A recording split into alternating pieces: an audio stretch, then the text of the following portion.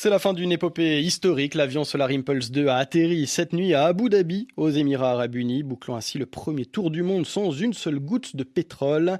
Sa dernière étape l'a mené du Caire à Abu Dhabi, d'où il s'était envolé il y a 1 an et demi. Pauline Renoir.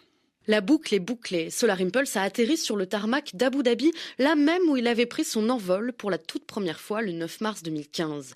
À son bord, l'un des deux pilotes, le Suisse Bertrand Piccard. Il clôture cette 17e et ultime étape qui a duré 48 heures.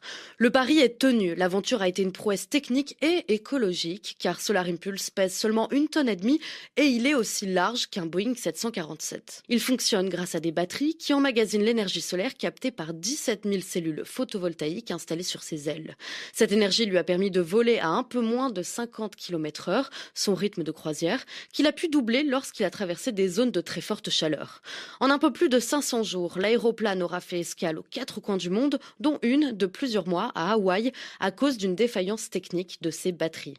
Mais surtout, Solar Impulse aura réalisé un exploit, la première traversée de l'Atlantique sans carburant, de New York à Séville en juin dernier.